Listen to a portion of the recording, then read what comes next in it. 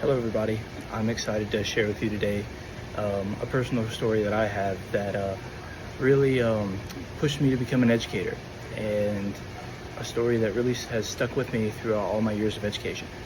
So, for context, this is junior year in high school, and I really enjoyed history, I enjoyed science, and I enjoyed math at the time.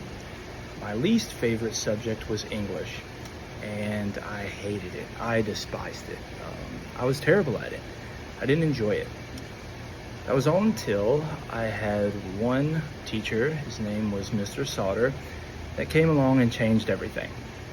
I decided this year to take a DE course, which was out of my comfort zone, considering English was my worst and least favorite subject, but I decided to do it, and I took a leap. And the first book we read in this English course for DE was The Catcher in the Rye.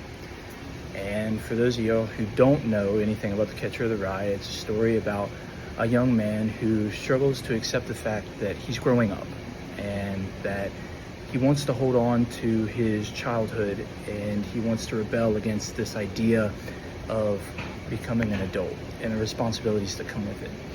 And I'm sitting there in this class, and I'm nervous and I'm worried, and I really, really hate English.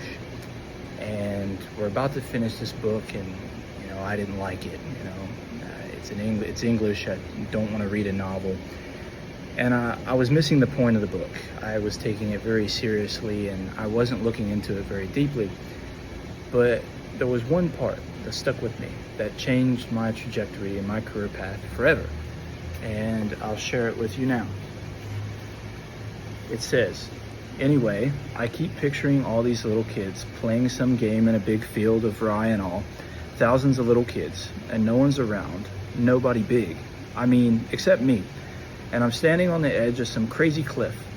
What I have to do, I have to catch everybody if they start to go over the cliff. I mean, if they're running and they don't look like they know where they're going, I have to come out from somewhere and catch them. That's all I do all day. I'd just be the catcher in the rye, and that's all. I know it's crazy, but it's the only thing I'd really like to be. I know it's crazy." To me, that really stuck with me because I knew that I wanted to help people. I didn't know how I wanted to accomplish that. And Mr. Sauter was so great at helping his students, and it clicked. What if I could be the catcher in the rye for another student or another kid? What if I could be the person that changes their life or that challenges them to think outside the box? And that set the tone for the rest of my years in education, and even now, because I am always wanting to be the catcher in the rye, the person that will be there for my students and for others, and the person that will be that safe space in a world of uncertainty. And I really strive to be that every day.